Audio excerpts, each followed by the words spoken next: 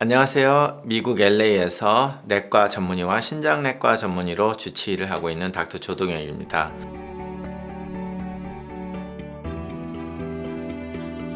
오늘은 일반 내과 영역에서 PSA, 전립선 암 수치에 대해서 좀 이야기를 해볼까 합니다. PSA라고 해서 아시는 분은 아시겠지만 Prostate Specific Antigen Testing이라고 해가지고 혈액검사로서 전립선 암 검사로 쓰이고 있는데요. 잘못 오해를 하시는 분들이 꽤 많아서 오늘 여기에 대해서 좀 이야기를 해보려고 합니다. PSA를 말할 때 의사들이 대부분 전립선 암 검사라고 말을 합니다. 틀린 말은 아닌데요. 정확하게 말하자면 PSA 역사를 좀 잠시 이야기를 해야 되는데요. PSA는 원래 일본에서 처음 발견이 됐고요. 남성의 정액에서 발견이 되다 보니까 이것을 강간을 당한 여성을 감별하기 위한 테스트로 쓰기 시작했던 거였습니다. 거의 비슷한 시간에 미국에서도 따로 이게 발견되어서 Prostate Specific Antigen이라고 명명을 하게 되었습니다. Prostate, 전립선 에서 나오는 특정 항원이다. 이렇게 풀이해서 말씀을 드릴 수가 있는데요. 하지만 추후 계속된 연구에 의하면 PSA란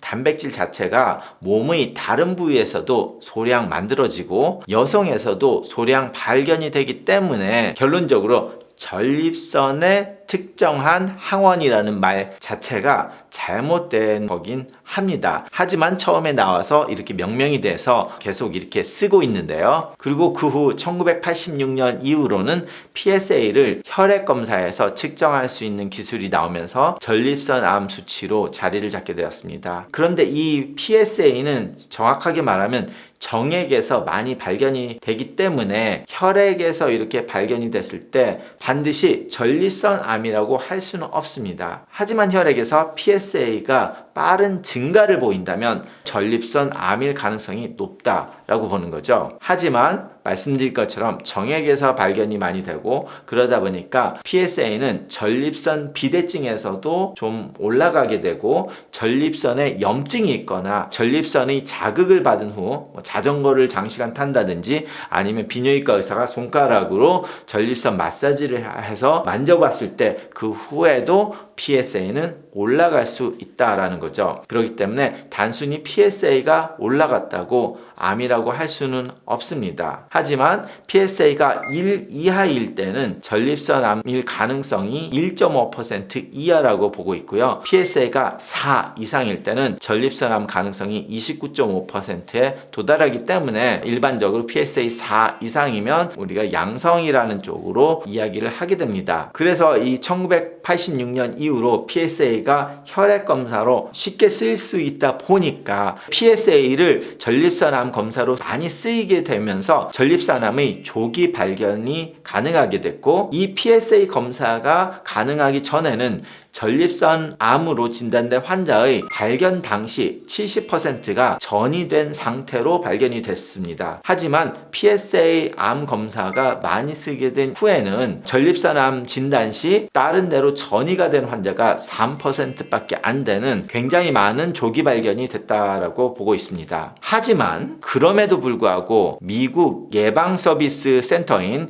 US Preventive Service Task Force에서는 2008년에 75세 이상의 남성에서는 PSA를 검사를 하지 말라고 권고를 했습니다. 그리고 그 이후 2012년에는 나이와 상관없이 PSA를 전립선암 수치로 건강검진에서는 아예 쓰지 말라라고 권고를 했습니다. 그 발표가 있고 나서 비뇨기과 학회에서 엄청난 반발이 있었고 암학회에서도 여기에 반발을 하면서 그 후 미국 예방서비스 센터에서는 현재 55세에서 69세 사이에서는 자신의 의사와 상의를 한 후에 검사를 할지 말지 결정을 해서 하는 게 좋을 거다라고 좀 뒤로 물러선 권장을 하고요. 하지만 70세 이상에서는 PSA 검사를 하지 말라라고 권고를 아직도 뚜렷이 하고 있습니다. 이렇게 조기 암 발견이 가능했고 70% 전이된 상태에서 3%만 전이가 된 환자를 발견할 정도로 조기 발견이 가능한 이 PSA 검사를 왜 하지 말라라고 미국 예방서비스 센터에서 말하는 이유 이유는 가장 큰 것이 PSA로 그렇게 발견을 했지만 환자의 생존율에는 별 큰 의미의 변함이 없었다라는 게 가장 큰 거고요. 그리고 두 번째 또 큰 것은 이렇게 생존율에 별로 차이는 없었지만 위양성으로 인해서 암이 없는데 필요 없는 검사와 조직 검사 그리고 암 치료들이 과잉 치료가 되어서 환자에게 오히려 해가 된 점이 더 크다라는 통계가 나왔기 때문입니다. 그러다 보니 내과나 쥐치 입장에서는 미국 예방 서비스 센터의 권고를 더 많이 따르는 추세고, 비뇨기과 학회는 아예 무시를 하고 무조건 PSA를 다 하라는 쪽으로 이야기를 많이 하고 있습니다. 누가 맞았고 틀렸다라고 말을 하는 것이 아니라 각각의 관점이 다르다고 생각을 할 수도 있고요. 암 전문의들은 약간의 중간 위치에서 말을 하고 있는 게 대부분인데요. 그러다 보니 비뇨기과 선생님이 PSA 검사를 안 하면 무책임하다고 말을 하는 것도 틀렸고, 무조건 다 하지 말라고 하는 것도 틀렸다고 생각하는 게 가장 정확한 답이라고 생각을 합니다. 자, 아무래도 저는 내과고 주치이다 보니까 미국 예방 서비스 센터에서 권고한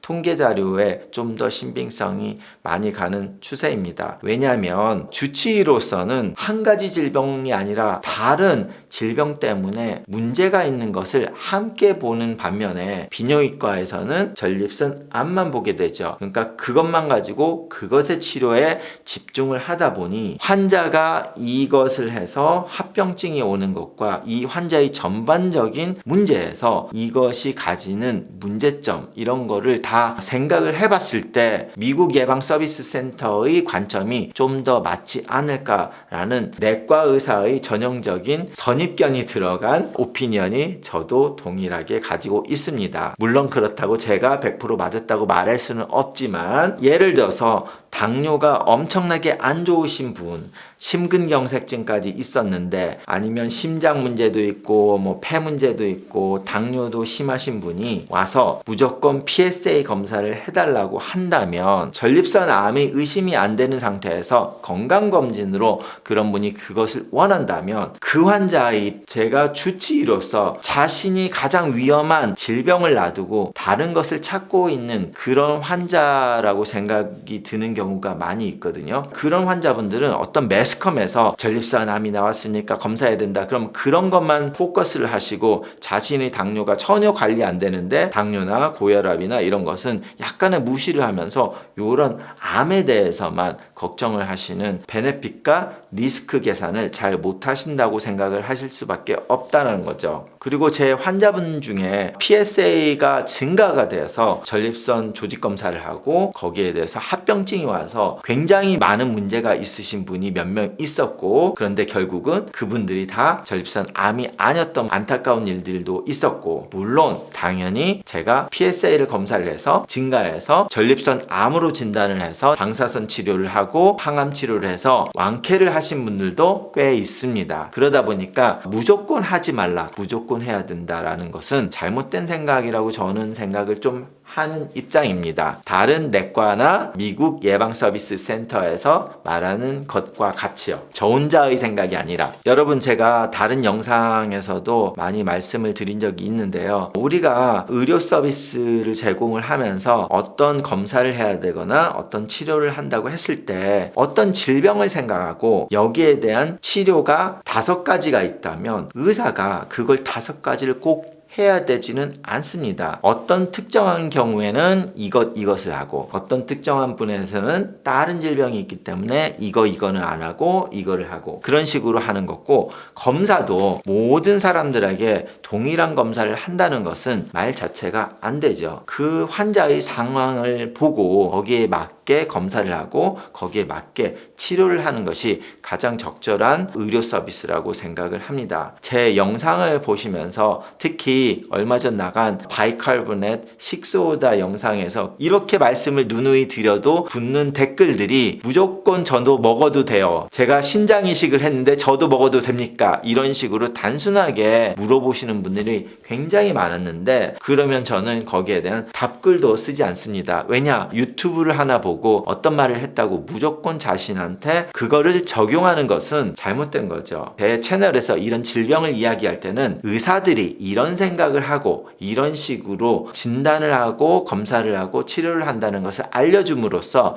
환자가 자신의 의사가 이런 치료를 하라고 했을 때 이래서 하는 거구나 라는 이해를 시키기 위해서 말씀을 드린 거지, 이게 이러니까 나는 반드시 해야 된다, 나는 반드시 하지 말아야 된다 라고 생각하시는 거는 절대 잘못됐다고 다시 한번 말씀드립니다. 자신의 진료와 치료는 자신의 의사와 상의를 하라고 말씀을 드리는 것이 제가 책임 회피를 하는 게 아니라 환자의 각각의 상황에 맞춰서 해야 되는 것이기 때문에 그렇다라는 중요한 말씀을 또 드리고 오늘 강의 여기까지 하겠습니다. 감사합니다.